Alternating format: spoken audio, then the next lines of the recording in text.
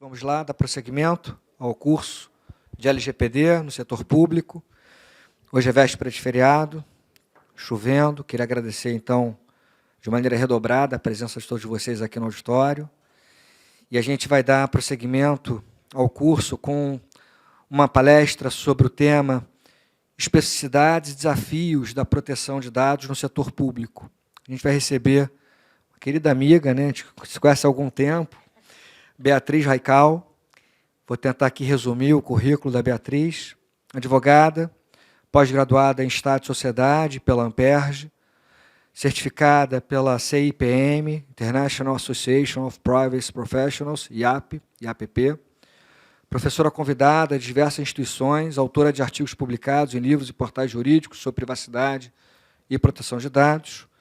Então, queria aqui, em público, agradecer, né, a aceitação do convite da Beatriz e já passar a palavra para ela e desejando uma boa palestra. Obrigado. Oi, pessoal. Vocês estão me ouvindo direitinho? Bom, pessoal, boa tarde. Em primeiro lugar, eu queria agradecer o convite do Dr. Rafael aqui. É um prazer estar aqui com vocês, batendo esse papo hoje. A ideia dessa palestra é tornar aqui uma conversa, então fiquem super à vontade, tá? Se vocês quiserem interromper, se vocês quiserem tirar dúvida no meio da explanação, se vocês quiserem complementar com algum exemplo do dia a dia de vocês ou tirar alguma dúvida.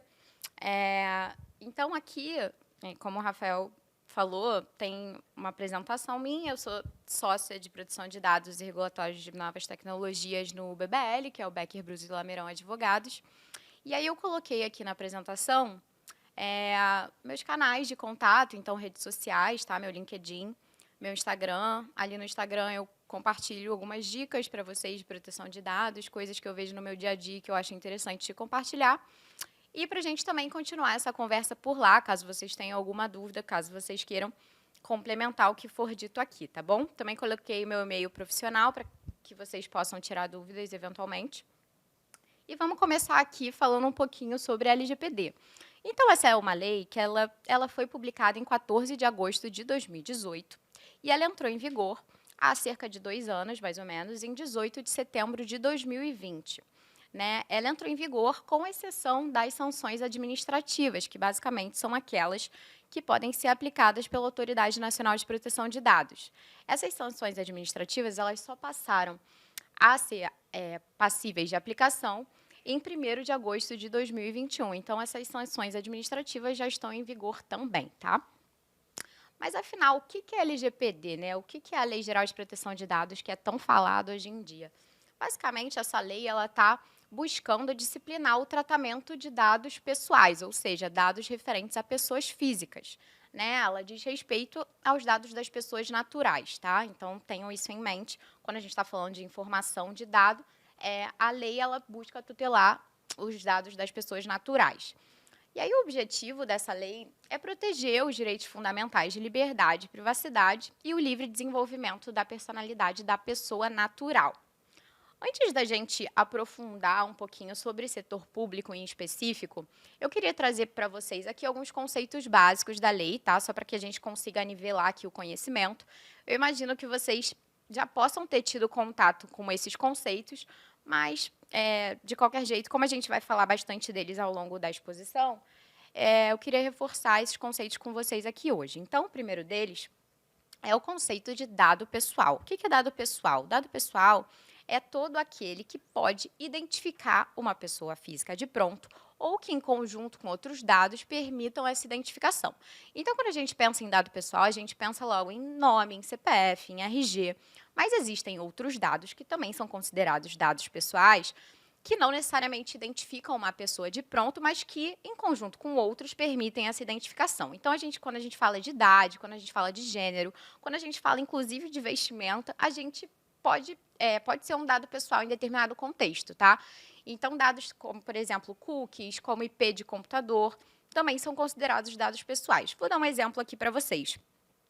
Quando a gente está aqui nessa sala, né, em que está ocorrendo essa palestra, a gente tem uma quantidade aqui de homens e uma quantidade de mulheres. Né? Eu estou dentre essas mulheres e vamos supor que eu quero identificar uma determinada pessoa, que no caso sou eu. Né? Se eu estou falando ali desse ambiente, Se eu falo o gênero daquela pessoa, se eu falo uma mulher, a gente já elimina ali daquela quantidade de pessoas que está no ambiente os homens, né? Então, o gênero ali, ele já ajuda a identificar determinada pessoa. Se eu começo a agregar outros dados, como, por exemplo, a idade, né? Eu tenho 30 anos, então você agrega outras informações que permitem aquela identificação. E é isso que determina o que é um dado pessoal ou não, tá, gente? Então, quando você estiver pensando em dado pessoal, não pense apenas naqueles dados que são óbvios, né? Existem outras informações que ajudam a identificação e que, por isso, a lei ela faz ela traz esse conceito mais abrangente do que seria um dado pessoal. Por outro lado, também existem os dados pessoais sensíveis, que é uma categoria específica de dado pessoal, tá? Os dados pessoais sensíveis são aqueles que são passíveis de gerar discriminação, tá? Então, por isso, a lei ela impõe um rigor um pouquinho diferente no tratamento desses dados, justamente porque eles podem, em determinados contextos, gerar uma discriminação. Então, quando a gente está falando ali de origem racial, de origem étnica, quando a gente está falando até de filiação partidária, quando a gente está falando de dado biométrico, esses dados, a lei confere uma proteção maior a eles, tá? E aí, eu vou dar um exemplo para vocês. Quando a gente está falando de iniciativas de inclusão, é normal que, vamos supor, seja aberto um concurso público e determinados dados, como cor, raça, eles sejam coletados em benefício daquele titular de dados, ou seja, para promover ali uma inclusão, tá? Nesse contexto, os dados pessoais sensíveis, eles são utilizados em favor do titular, mas eles nunca podem ser utilizados em desfavor do titular para gerar uma discriminação, tá? Então, num outro contexto, que não nesse contexto de inclusão, você não pode, por exemplo, coletar informações como a filiação partidária, né? Um exemplo que a gente tem vivido bastante agora, né? Em esse contexto de eleições, em que a nossa sociedade está bastante polarizada. Então, vamos supor que para realizar ali um concurso público ou para contratar ali no âmbito privado alguém, eu queira coletar dados como, por exemplo, a filiação partidária, se aquela pessoa é sindicalizada e etc. e tal. Nesses contextos, esses dados pessoais eles são utilizados para fins diversos, né, do que a lei pretende. Então, isso que a gente tem que ter em mente, tá? Por que a lei ela estabelece uma proteção maior a esses dados? Justamente porque eles podem gerar discriminação. Então, quando a gente está pensando no tratamento desses dados, a gente tem que ligar a finalidade para que eles foram coletados, que a gente vai falar um pouquinho à frente. O que eu pretendo ali com esses dados, tá?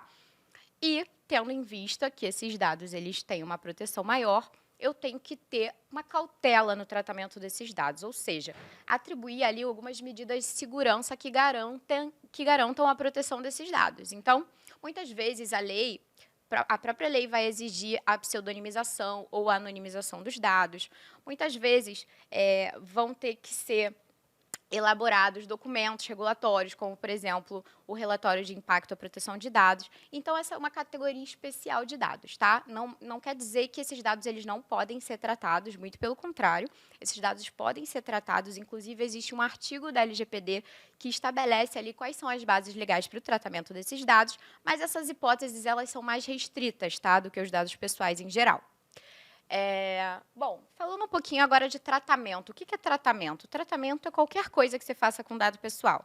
Eu já participei de dezenas de projetos de adequação, então é muito comum que eu ouça, olha, Bia, na verdade, eu não trato dado pessoal, eu não utilizo ativamente aquele dado pessoal. Na verdade, eu só tenho ele arquivado aqui, eu tenho um arquivo, eu armazeno, mas eu não trato. Na verdade, o conceito de dado pessoal, ele também vai abarcar o arquivamento desses dados, né, a guarda desses dados. Então, não necessariamente o tratamento ele vai exigir uma postura ativa, tá? Não necessariamente a utilização, a transferência, o processamento. Ele também vai abarcar ali qualquer coisa que você faça com dado pessoal. Então, o mero fato de você ter um arquivo já quer dizer que você está tratando aquele dado, tá? Isso é bem importante ter em mente. Inclusive, esse tratamento ele pode acontecer em meio digital ou em meio físico. Então, o fato de você ter um arquivo já implica num tratamento, tá? Você não precisa ter aquilo na sua base de dados, necessariamente. Você pode ter isso em papel também. Um outro conceito super importante é titular. O que é titular? É aquela pessoa a quem se referem os dados pessoais, tá? Então, todos nós aqui somos titulares de dados, né, em relação a órgãos, a entidades públicas, em relação também a empresas, quando a gente faz uma compra online, por exemplo, a gente faz um cadastro num site, enfim, esses dados eles são tratados o tempo todo e nós somos os donos desses dados, né? É muito comum que a gente ouça também que os dados são de propriedade daquele que tem o banco de dados, né? Ou do órgão, da entidade. Mas não, na verdade, quem é o dono dos dados? O dono dos dados somos todos nós, as pessoas físicas, tá? Então, é importante ter isso em mente. O titular é aquela pessoa que é dono desses dados e, por isso, ele tem uma série de direitos que a gente vai falar um pouquinho mais à frente. Agora, tem outros dois conceitos que são super importantes, que é o conceito de agente de tratamento. Os agentes de tratamento, eles podem ser controlador e operador de dados. Tá? Eles são pessoas físicas ou jurídicas de direito público ou de direito privado que estão efetivamente tratando esses dados pessoais. Tá? E aí, qual a diferença entre o controlador e o operador? O controlador ele vai tomar as decisões acerca do tratamento de dados. Ele vai, de fato, estabelecer como esse tratamento vai ocorrer. E o operador ele vai seguir as instruções lícitas daquele controlador de dados, ele vai seguir o tratamento de acordo com as orientações que foram dadas, tá? Esse conceito de controlador e operador, ele é uma coisa que não basta você definir isso contratualmente, tá? Isso tem que ser visto na prática. Então, não adianta você, num contrato, definir a responsabilização de uma forma em contrariedade à lei. Então, o que a gente tem que observar ali é o caso concreto. Quem, de fato, toma as decisões acerca daquele tratamento? A partir disso, a gente consegue identificar quem é o controlador e o operador. E por que isso é relevante? É relevante porque a responsabilização ela vai ser diferente em relação ao controlador e o operador, tá? O controlador, por tomar as decisões acerca do tratamento, naturalmente, ele vai ter uma responsabilidade muito maior do que o operador. Então, por isso que esses dois conceitos, eles são tão importantes. Agora, eu queria entrar com vocês no capítulo 4, que fala sobre o tratamento de dados pessoais pelo poder público em específico, tá? E a primeira pergunta, eu acho que não é novidade para ninguém, mas seria: a LGPD se aplica ao setor público? E a resposta é sim. Né? Isso vem expresso, inclusive, no primeiro artigo da LGPD, que fala sobre a aplicação da lei às pessoas de direito público. Né? Esse termo, poder público, ele foi trazido, né, pela LGPD de uma maneira mais ampla. Né? Ela está abrangendo ali os entes federativos, né? Então, União, Estado, DF, municípios, dos 3 poderes, incluindo também as Cortes de Contas, o MP e, inclusive, a Defensoria Pública. Também, a lei ela fala no artigo 23, que é a parte que fala justamente de setor público, que os serviços notariais e de registro, eles também estão inclusos ali no conceito de poder público, então a LGPD se aplica a eles também. E também as empresas públicas e sociedades de economia mista, desde que não estejam atuando em regime de concorrência ou que estejam operacionalizando as políticas públicas, tá? Quando a gente está falando de setor público, a gente também tem que ter em mente que em determinadas situações, a LGPD ela traz exceções sobre a aplicação. Então, a gente tem que ter em mente que a LGPD ela não vai se aplicar ao setor público quando o tratamento ele for feito para fins exclusivos de segurança pública, defesa nacional, segurança do Estado, investigação e repressão de infrações penais. Essa exceção sobre a aplicação da LGPD, ela está presente no artigo 4º, tá? Aqui é um esqueminha para ilustrar o que a gente falou agora sobre a aplicação da LGPD em relação ao setor público. E aqui eu vou falar aqui um pouquinho com vocês sobre os princípios que vão nortear a aplicação da LGPD. Basicamente, existem mais princípios, tá, no artigo 6º. Eu trouxe aqui os que eu considero mais importantes no contexto do setor público.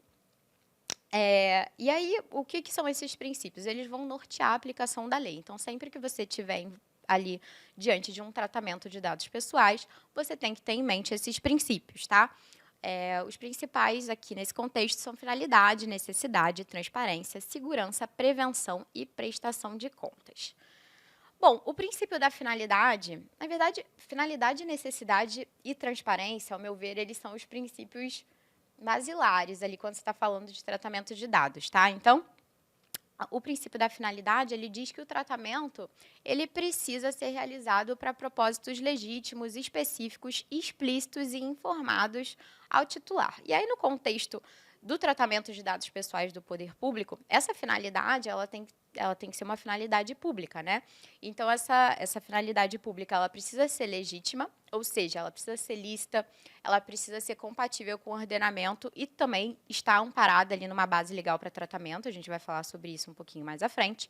Ela precisa ser essa finalidade pública específica, então não dá para ser uma finalidade abrangente, tá? O escopo do tratamento de dados pessoais, ele precisa ser definido. Acabou aquela história antiga que a gente tinha de, bom, a gente sempre soube que dados são poder, né? A partir dos dados a gente identifica ali, a gente consegue traçar estratégias, a gente consegue ter insights muito preciosos. Então, o que é natural? Os órgãos públicos, as entidades públicas, elas sempre, não só as públicas, como empresas também, sempre tiveram o hábito de guardar dados indefinidamente. Né? Acabou essa farra, isso não pode mais acontecer com base na LGPD, e aí por isso que a gente tem que observar a finalidade, né? A finalidade e a necessidade. Esse tratamento, ele objetivo o quê? O que eu estou buscando com esse tratamento?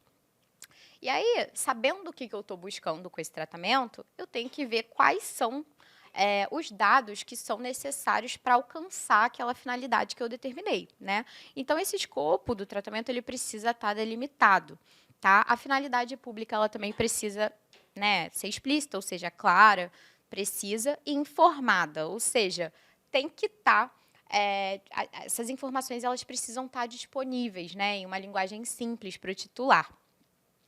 Bom, o princípio da finalidade, ele também está ligado a uma outra questão, que significa uma limitação ao tratamento que seja posterior àquele original, né, àquela finalidade original, que não pode ser incompatível com essa finalidade original. Então, se eu coletei determinado dado para uma finalidade, se eu lá na frente coleto para outra finalidade, essas finalidades, elas precisam estar relacionadas, tá?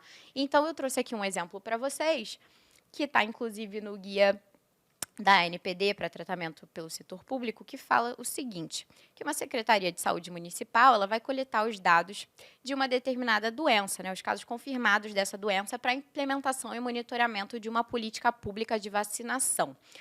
Nesse caso, os dados eles são compartilhados com o órgão de pesquisa para realizar um estudo de saúde pública.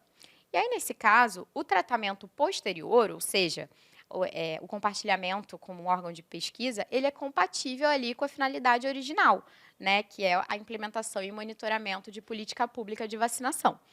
Então, essas finalidades, elas estão relacionadas, né, elas estão sendo complementares ali. E aí, nesse caso específico, por envolver dados sensíveis, que é aquela categoria de dados que exigem alguns cuidados adicionais, é aconselhável que esse compartilhamento seja feito, inclusive, utilizando a pseudonimização e anonimização dos dados. Então, a gente conversou um pouquinho sobre o princípio da finalidade, e o princípio da finalidade está ligado a para que eu coleto esses dados, tá? Então, tem que ter em mente por que aqueles dados pessoais, para que finalidade eles estão sendo coletados. E o princípio da necessidade, que está ligado a ele, seria, eu coleto dados pessoais em excesso para alcançar aquela finalidade? Bom, esse princípio, assim como a maioria deles, ele veio do GDPR, né, que é a regulamentação da Europa acerca do tratamento de dados pessoais. E lá eles chamam o princípio da necessidade de princípio da minimização dos dados. Esse nome, eu acho que ele ajuda bastante a gente a entender o que esse princípio pretende, né? Então, a gente tem que utilizar o mínimo de dados necessários para o alcance daquela finalidade. Analisar se, de fato, os dados que eu estou tratando, eles são necessários para que eu cumpra aquela finalidade, tá? Aqui tem um exemplo de uma secretaria de educação de um município que vai contratar via licitação uma empresa para fornecer merenda. Na celebração do contrato, o representante da empresa e o servidor vão assinar esse contrato e eles vão fornecer alguns dados, né, como nome, profissão, CPF, RG, estado civil e endereço residencial. Esses últimos dois dados, estado civil e endereço residencial, eles não são necessários, né, para a celebração ali, na verdade, para o atingimento daquela finalidade. E quando esses dados eles vão ser, em nome do princípio da publicidade, né, publicados ali num site para o exercício do controle social, esses dados, estado civil e endereço residencial, por serem desnecessários ao alcance da finalidade, eles precisam ser excluídos, tá? Então, é um exercício que a gente tem que fazer sempre, tá? Para que eu estou tratando e esses dados são realmente, toda essa quantidade de dados é necessária para o alcance daquela finalidade. Um outro princípio que é super importante também é o princípio da transparência, que ele vai buscar ali garantir ao titular a disponibilização de informações claras, precisas e facilmente acessíveis, tá? Não só sobre o tratamento de dados, ou seja, como esse tratamento vai ocorrer, como também sobre o agente de tratamento, tá? Então, você precisa ali, por exemplo, numa política de privacidade, dizer que dados pessoais são coletados, em que contexto, para que finalidades, ou seja, eu estou coletando para quê, quais são esses dados coletados para aquela finalidade, qual é a base legal que está fundamentando ali aquele tratamento, quem que eu posso procurar se eu tiver alguma dúvida em relação ao tratamento daqueles dados pessoais. Geralmente é o encarregado, tá? Que o que a gente também chama de DPO, que é o Data Protection Officer. Eu não sei se vocês já ouviram falar, mas basicamente é a pessoa responsável ali por fazer a ponte entre a ANPD, que é a Autoridade Nacional de Proteção de Dados, os titulares e o agente de tratamento que ele está representando. Então, quando você entra num site e quer entender de que forma os seus dados são tratados, você pode ter dúvidas a respeito desse tratamento, ou então discordar da forma como esse tratamento ocorre. Você olhou a lei e acha que em determinada situação aquilo não deveria ser feito dessa forma, e você precisa ter como procurar alguém para tirar a sua dúvida a respeito disso, tá? Muitas vezes, inclusive, essa dúvida, ela vai ter um fundamento, aquele tratamento ele vai ter um fundamento que está na lei que o titular vai desconhecer. E aí, esse canal de comunicação, ele serve justamente para sanar essas dúvidas, tá? E é importante também saber quem é que está tratando, ou seja, quem é o controlador do dado, né? Quem é aquele que está tomando as decisões acerca daquele tratamento, e também se existe ali um compartilhamento de dados, que ele pode acontecer, tá? Ou com entidades, órgãos públicos, ou com privados. Então, você tem que entender ali em que contexto esse dado ele é compartilhado ou não. Tá? Então, esse princípio está muito ligado também ao próximo princípio, que é o princípio do livre acesso, que diz que os titulares eles têm direito à consulta facilitada e gratuita, ou seja, você não pode cobrar por isso, e essa consulta ela tem que ser feita de uma maneira que não estabeleça ali uma dificuldade muito grande para o exercício dos direitos desses titulares, tá? Eu vou falar no próximo slide sobre esses direitos que os titulares têm, tá? Então, esses direitos são esses aqui, basicamente, confirmação da existência do tratamento, ou seja, quero saber se meus dados são tratados por esse órgão ou por essa entidade pública. Então, eu direciono, olha, eu queria saber se meus dados pessoais são tratados. E aí, provavelmente, sim. E eu quero saber também que dados são esses, ou seja, quero pedir o acesso a esses dados. Eu quero também, observado ali aqueles dados que eu sei que são tratados, eventualmente pedir a correção, a retificação de alguns dados que podem estar inexatos, desatualizados. Então, isso pode prejudicar meus interesses como titular em diversos contextos. Então, é importante você poder ter acesso a esses dados justamente para pedir a correção, se for o caso, tá? Um outro direito seria anonimização, bloqueio ou eliminação dos dados, né? E isso só pode acontecer, anonimização, bloqueio ou eliminação, de dados que são tratados em desconformidade com a lei, tá? Um outro direito seria o da portabilidade, que está muito ligado ali ao uso compartilhado dos dados, ao compartilhamento. Então, o que a portabilidade significa? Você passar o dado pessoal para um outro órgão, uma outra entidade pública ou uma instituição privada. E aí, para que isso ocorra, precisa haver uma interoperabilidade, né, entre esses dados pessoais. Eles têm que falar a mesma língua para que esse compartilhamento ele possa ocorrer da melhor forma, tá? E isso também ele privilegia, inclusive, a publicidade em muitas situações. Então, esse é um outro direito. A portabilidade, em alguns contextos, ela já está bem avançada, é o que a gente vê, por exemplo, no Open Banking, mas na grande parte das situações, a gente tem uma dificuldade ainda nessa interoperabilidade entre as bases, tá?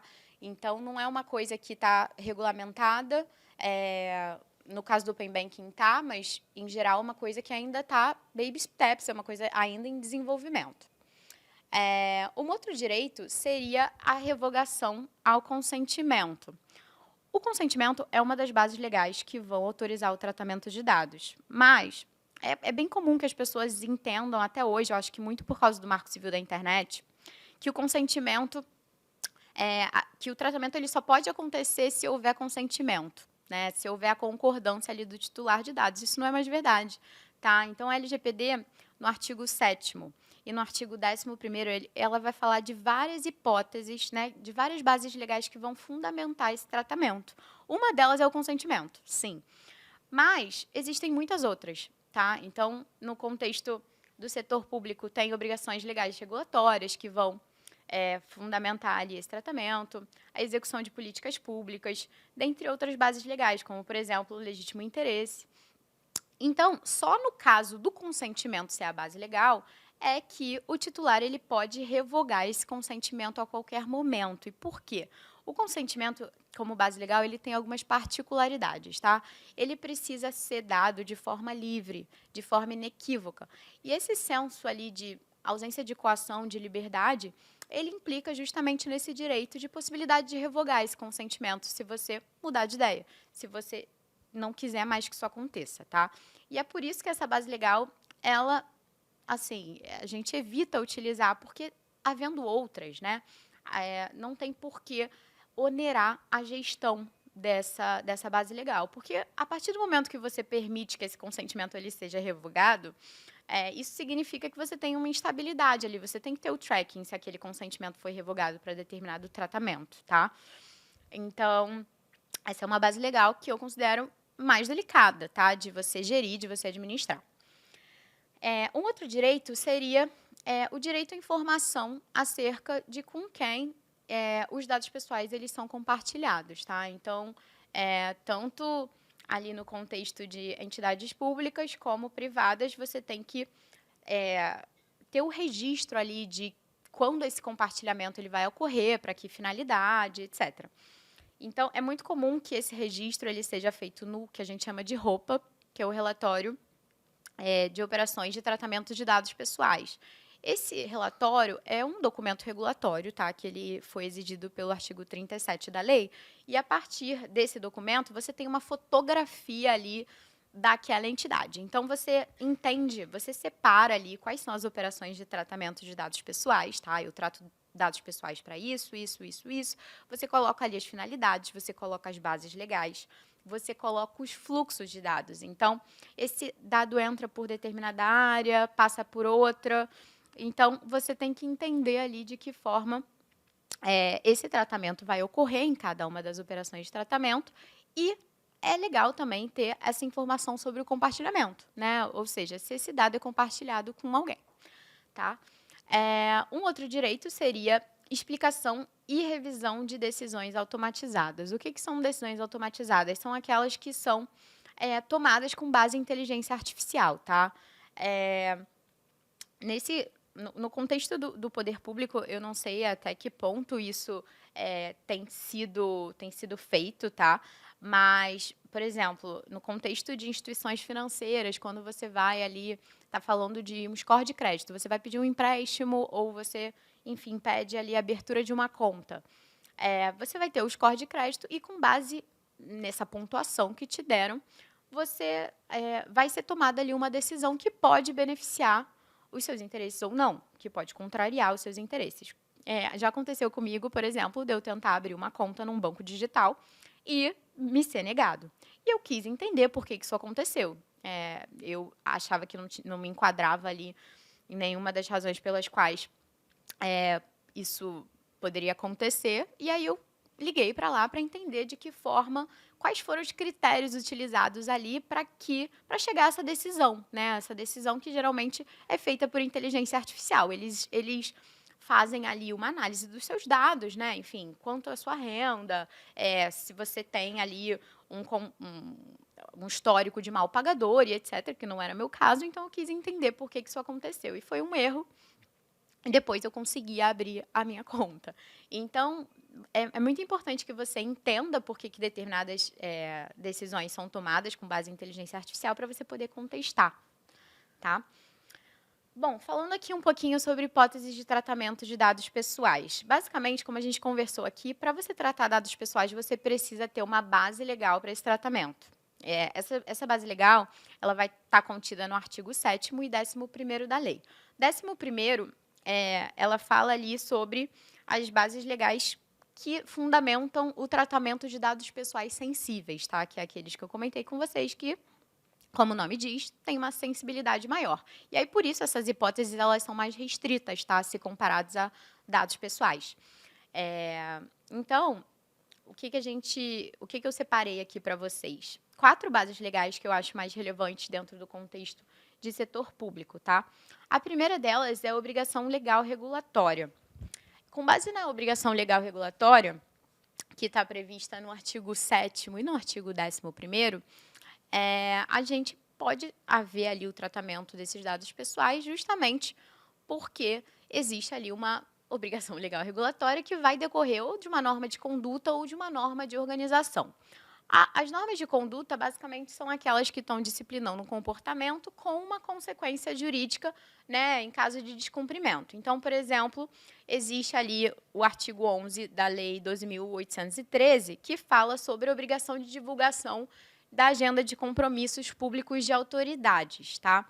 Essa obrigação de divulgação de agenda, ela vai implicar ali um tratamento de dados pessoais relativos a essa agenda. Então, você precisa tratar esses dados pessoais porque decorre de uma obrigação legal, tá? Num outro contexto, seriam as normas de organização, que são aquelas que vão estabelecer obrigações associadas ao cumprimento e execução das atribuições legais típicas daquela entidade, daquele órgão público, tá? Que está sendo responsável ali para aquele tratamento. Então, tem um outro ali exemplo que ilustra essa situação. Basicamente, uma Assembleia Legislativa ela vai tratar dados que estão contidos ali em atas de reunião, em pareceres, em projetos de lei. Tá? Esses dados eles vão se referir a parlamentares, a servidores, a membros da sociedade civil e especialistas ouvidos em audiências públicas. Né? Esse tratamento ele vai ocorrer, então, nessas normas de organização que estão previstas na Constituição do Estado. Então, você precisa tratar esses dados, tá? Então, eu acho que fica bem claro essa base legal. Ela não causa tanta polêmica. A segunda seria a execução de políticas públicas, tá? Basicamente, o poder público ele pode realizar o tratamento e o uso compartilhado dos dados para a execução de políticas públicas que estão previstas em leis, em regulamentos, em contratos, convênios ou instrumentos congêneres, tá? No caso do tratamento de dados sensíveis, esses dados eles só vão poder ser tratados no caso das políticas públicas que são previstas em leis ou em regulamentos, tá? Então, a gente não consegue tratar dados pessoais com base nessa base legal no caso de políticas públicas instituídas por contrato. Bom, o que a gente tem que ter em mente também, essa base legal ela só vai poder ser utilizada, né, pelos órgãos, pelas entidades públicas, se eles estiverem atuando no exercício das suas funções administrativas, ou seja, visando ali, de fato, a execução dessas políticas públicas, né, um programa, uma ação governamental específico. Aqui tem um outro exemplo que fala sobre uma secretaria de saúde que realiza o tratamento de dados pessoais e dados pessoais sensíveis de fumantes, que são atendidos em hospitais públicos para planejamento e execução de política pública de controle de tabagismo e prevenção ao câncer de pulmão. Essa política ela foi estabelecida em uma norma infralegal, então está tudo certo, né? Esses dados sensíveis eles podem ser tratados e eles podem ser também eventualmente compartilhados com uma autarquia responsável por executar esse programa de orientação e auxílio a fumantes. Então, aqui tem duas questões que a gente precisa ter em mente, né? Em relação ao princípio da necessidade que a gente já falou anteriormente. Depois, o que a gente pode perceber aqui? Esse tratamento ele foi feito inicialmente para planejamento e execução de uma política pública. Depois, houve um compartilhamento com uma autarquia e essa finalidade ela está bastante atrelada ali, né? Porque ela não está, a finalidade originária, ela não briga com a finalidade posterior. Então, esse exemplo eu consigo utilizar para ilustrar essas duas situações. Uma outra base legal seria o LI, né, o legítimo interesse. O LI ele é uma base legal um pouquinho mais complicada, assim, do ponto de vista de utilização. Por quê? Porque o que é o legítimo interesse de um controlador ou de um terceiro? Pode ser muita coisa, tá? E aí, por isso, né, é como se fosse não é uma carta branca, mas é uma base legal um pouco mais abrangente. E aí, por isso, a gente tem que tomar alguns cuidados extras quando a gente for utilizar essa base legal. Como, por exemplo, a elaboração do relatório de impacto, tá? A LGPD ela vai prever a possibilidade da ANPD querer ver esse relatório de impacto quando o legítimo interesse for a base legal utilizada. Basicamente, isso acontece para que a gente entenda quais são os riscos ali daquela operação, né, já que essa base legal é muito abrangente, e a gente consiga também mitigar esses riscos, tá? A gente consiga fazer um estudo e ponderar ali os interesses dos titulares com os interesses ali da administração naquele caso concreto. Então, uma outra coisa que você tem que levar em conta é que você não pode utilizar a LI se, por exemplo, esse tratamento ele for compulsório ou foi necessário para o cumprimento de uma obrigação e atribuição legal do poder público. Porque, nesse caso, a própria lei já fez uma ponderação, né, que esse tratamento ele precisa acontecer. Bom, falando um pouquinho, voltando aqui um pouquinho, falando sobre alguns exemplos do LI, a gente consegue perceber isso quando a gente está falando de backup, tá? Quando você faz essa ponderação, olha, eu acho que interessa ali a todos que o backup seja feito, né? Você consegue ali atribuir determinadas medidas de segurança para que essa operação ela possa continuar, né? Então, você pode gerenciar o acesso, você pode utilizar a criptografia, você pode estabelecer ali diversas medidas de segurança que podem tornar essa operação mais segura e que, fazendo a ponderação, você até entende que é de interesse do próprio titular que exista um backup desses dados, tá? Bom, o consentimento é uma outra base legal, como a gente conversou antes. Ela é uma manifestação livre, informada e inequívoca, pela qual o titular concorda com o tratamento dos seus dados para a finalidade determinada. Então, mais uma vez, a finalidade aqui tem que ser fechadinha, tá, gente? O escopo tem que ser fechado. E a autorização ela não pode ser tácita. Ela tem que ser uma postura ativa do titular. Ele precisa intencionalmente concordar com aquele tratamento. A mesma coisa em relação ao que a gente conversou sobre legítimo interesse. No caso de cumprimento de obrigações legais e atribuições legais e regulatórias, determinada entidade pública ou órgão, ele está exercendo ali prerrogativas estatais típicas. E aí, nesse caso, não se aplica o consentimento, né? Porque não existe ali a possibilidade da manifestação livre, né? Isso já foi definido legalmente. Um exemplo sobre consentimento no contexto público seria basicamente um evento organizado por uma universidade e aquela pessoa, aquele titular, ele pode consentir sobre o recebimento de novas informações sobre outros eventos similares que vão acontecer, enfim, sobre participação em outros eventos, caso ele queira, né? Então, ele pode consentir em relação a esse recebimento. Uma outra base legal que pode ser aplicável nesse caso, a depender da linha da corrente que você siga, é o legítimo interesse. Por quê? É também de interesse ali daquela empresa, daquela entidade, daquele órgão, notificar as pessoas, mandar newsletter, mandar publicidade sobre determinados eventos que vão acontecer.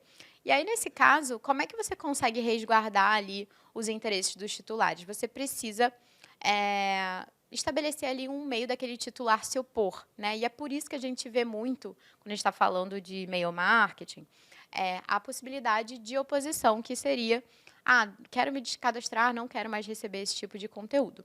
Tanto o consentimento quanto o LI, ele vai resguardar o titular nesse sentido, desde que exista esse direito de oposição. Por que as pessoas, em geral, utilizam o legítimo interesse nesse caso? Porque é muito mais fácil você conseguir atingir aquele público, estabelecendo ali uma possibilidade daquela pessoa se opor, do que exigir o consentimento livre, expresso, fazer a gestão daquele consentimento, etc. e tal. Então, o que a gente tem visto mais é que, nesse caso, o legítimo interesse é mais utilizado, justamente para você conseguir acionar um número maior de pessoas, tá? Gente, alguma dúvida até aqui? Alguém quer fazer algum comentário? Alguém quer complementar com alguma coisa? Se não for o caso, eu vou seguir. Bom, vamos falar aqui um pouquinho sobre compartilhamento, né, de dados pessoais pelo poder público. Bom, o artigo 5º da LGPD, ele vai estabelecer vários conceitos, dentre os quais eu já comentei alguns com vocês, né? Dados pessoais sensíveis, etc, etc. Se você quiser entender melhor sobre os conceitos antes de ler a lei, eu aconselho que você leia o artigo 5º. E aí, no artigo 5º, existe esse conceito de uso compartilhado de dados, né? E a definição seria comunicação, difusão, transferência internacional, interconexão de dados pessoais ou tratamento compartilhado de dados pessoais por órgãos e entidades públicas, no cumprimento de suas competências legais ou entre esses entes privados, reciprocamente, com autorização específica para uma ou mais modalidades de tratamento permitidas por esses entes ou entre entes privados, tá? Quando você está falando de compartilhamento aqui realizado pelo poder público, você tem que ter em mente alguns requisitos, tá? São eles formalização e registro. Esse compartilhamento ele tem que ser formalizado. Você tem que observar ali o objeto e a finalidade, ou seja, que dados são tratados e por que eles são tratados, né? Para que finalidade. Se existe uma base legal que esteja fundamentando aquele tratamento. Qual vai ser a duração daquele tratamento? Se esse tratamento ele vai permanecer depois, na verdade, se esse armazenamento vai permanecer depois, isso pode acontecer, por exemplo, por uma obrigação legal, pelo exercício regular do direito em processo. Um outro requisito é garantir também medidas de segurança, ou seja, para evitar ali a ocorrência de incidentes de segurança. E também podem ter outros requisitos que são previstos em lei ou a depender do caso concreto, tá? Então, vou falar mais em detalhes aqui com vocês sobre a formalização e registro. Bom, como eu falei, esse uso compartilhado, esse compartilhamento, ele precisa ser formalizado. Inclusive, a NPD ela recomenda a instauração de um processo administrativo que vai constar ali análise técnica, jurídica, que vai embasar a realização desse compartilhamento, tá? Também a NPD ela recomenda que esse compartilhamento seja estabelecido em um ato formal, né, através de um contrato, de um convênio ou de um instrumento congênere, ou então através de uma decisão administrativa que seja proferida por uma autoridade competente. Nos casos em que esse compartilhamento ele acontecer com mais frequência, pode ser legal também a edição de um ato normativo, né, como uma portaria ou uma instrução normativa, não só para conferir esse formalismo, mas também para tornar mais célere todo esse processo. Então, o ato normativo ele vai definir as competências, estabelecer os procedimentos, os prazos e os requisitos para o compartilhamento. O objeto e a finalidade a gente já conversou sobre, então os dados eles precisam ter uma finalidade específica, a gente precisa saber que dados são esses, então não pode ser feito de uma forma genérica. Inclusive, teve um precedente do STF em 2020 que considerou a MP 954, que obrigava as prestadoras de serviço de telecomunicações a compartilhar dados de seus usuários com o IBGE para fins de produção estatística oficial. Essa finalidade é completamente genérica, né? A gente não tem ali o escopo definido. Então, essa MP foi considerada inconstitucional. Então, o que a gente tem que observar? Né? A gente tem que ficar claro quais dados vão ser compartilhados, por que eles vão ser compartilhados e para que eles vão ser compartilhados. Então, um exemplo seria: vão ser compartilhados com a entidade pública X os dados constantes da base do órgão público Y. E aí, quais dados são esses? Nome, CPF, endereço, para a finalidade tal, que nesse caso seria a realização de cadastro e identificação de cidadãos aptos para receber o benefício social que está previsto numa lei Z. Outra coisa que precisa estar é a base legal, que vai fundamentar esse compartilhamento, assim como a duração do tratamento, né? O instrumento que vai formalizar esse compartilhamento tem que estabelecer qual o período de duração do uso compartilhado desses dados, né? Então, e também se existe ali uma necessidade de conservação posterior, se os dados precisam ser eliminados, isso tudo vai ser observado conforme a política de retenção e descarte específica daquela operação. Bom, a transparência e o direito dos titulares, basicamente, esses atos, né, que vão reger, autorizar o uso compartilhado, eles devem assegurar a disponibilização de informações claras, precisas e facilmente acessíveis aos titulares, tá? E também de que forma que eles podem exercer seus direitos, né, tirar dúvidas a respeito desse tratamento. Também quais são as medidas de segurança que estão sendo aplicadas ali para aquele tratamento acontecer. E essas medidas de segurança, elas não vão ser sempre as mesmas, tá, gente? Elas precisam ser proporcionais ao risco que aquele tratamento ali está ocasionando e também tendo em vista a categoria dos dados, ou seja, se existem ali dados sensíveis, se não, quais são os riscos aos titulares que aquele tratamento causa, tá? E aí também podem ser estabelecidos outros requisitos, tá, que podem decorrer ali do caso concreto, ou então de determinações contidas em normas. Então, aqui a gente tem um caso, por exemplo, de um compartilhamento ou transferência posterior de dados pelo receptor no âmbito do setor público para entes do setor privado. Um instrumento, por exemplo, ele pode vedar um novo compartilhamento ou ele pode autorizar esse novo compartilhamento em determinada situação. Ou então ele pode, esse ato ele pode dispor sobre algum ônus financeiro que esse compartilhamento vai causar, se esse compartilhamento ele vai ser necessariamente gratuito, né? Ou seja, vedar ali a transferência de recursos financeiros e etc. Bom, existem aqui alguns requisitos, né, para compartilhamento entre o poder público e entidades privadas, tá? Isso ele só vai poder acontecer, na verdade, se houver ali a coleta do consentimento ou o enquadramento em uma base legal, como, por exemplo, a execução de políticas públicas, obrigação legal regulatória, ou preenchimento de alguma hipótese de exceção. Essa hipótese de exceção, ela vem prevista aqui no artigo 26, parágrafo 1º, que ele fala que esse compartilhamento do poder público com as entidades privadas ele vai ser admitido nos casos de execução descentralizada da atividade pública, que vai exigir essa transferência, só para esse fim específico e determinado, nos casos também dos dados que já estão acessíveis publicamente, quando houver uma previsão legal ou se a transferência for respaldada em contratos ou instrumentos congêneres, se a transferência objetivar a prevenção de fraude e irregularidades ou proteger e resguardar a segurança e a integridade do titular, tá? Bom, aqui falando um pouquinho sobre as sanções administrativas. A NPD ela pode aplicar determinadas sanções, tá? A advertência, que seria, bom, é uma advertência, a multa simples e a multa diária, que podem ser aplicadas a empresas particulares, mas não no âmbito ali das entidades dos órgãos públicos, né? Elas não vão ser aplicadas nesse caso.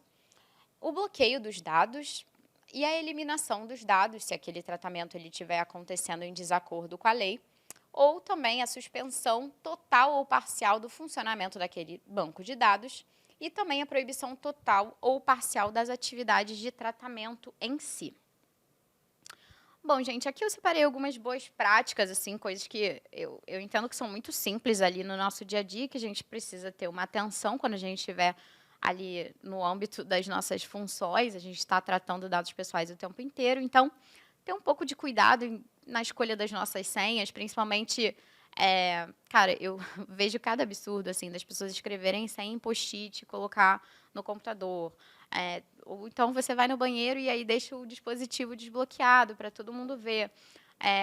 Na minha atuação profissional, por exemplo, eu já vi uma pessoa do RH que deixou um currículo exposto, tinha a foto da pessoa, o número da pessoa, os contatos da pessoa, e uma pessoa que trabalhava na empresa achou a pessoa do currículo bonita, pegou o WhatsApp dela e começou a mandar mensagens, assim, vamos sair, tipo, coisas absurdas. Então, ter cuidado ali com o que você deixa exposto.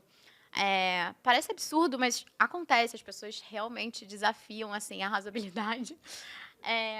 Gerenciar acesso, então, quando você estiver atribuindo ali o acesso de determinadas pessoas àquelas pastas, tem em mente, essas pessoas elas precisam acessar esse conteúdo, não deixar aquelas pastas expostas para todo mundo, né? Quando for necessário, em determinados casos. Evitar também o uso de Wi-Fi público. Eu sei que no contexto de vocês, provavelmente, vocês não levam laptop, enfim, com informações profissionais para nenhum lugar, mas, se for o caso, não utilize o Wi-Fi público, porque, geralmente, quem quer invadir um sistema, ele utiliza dessas brechas. E também seguir a política de segurança da informação e de resposta a incidentes, né? Essas duas políticas, elas falam um pouco sobre medidas de segurança que precisam ser adotadas e também de resposta a incidentes, ou seja, o que fazer em caso de incidente de segurança. Bom, gente, eu tentei abranger aqui o máximo de informações possíveis nessa 1 hora. Nosso papo, assim, continua pelo meio que vocês acharem mais conveniente, tanto em rede social, eu vou ficar aqui um pouquinho, então, se vocês quiserem tirar dúvida. Foi um prazer estar aqui com vocês hoje. Eu agradeço muito ao Dr. Rafael pelo convite. E é isso. Obrigada mesmo pela oportunidade. Obrigado, professora Beatriz, pela palestra verticalizada, didática. Quero dar de novo aqui os parabéns a todos que apareceram aqui hoje, numa véspera de feriado chuvosa, e dizer que esse curso vai continuar, então, na semana que vem. Muito obrigado, bom feriado a todos.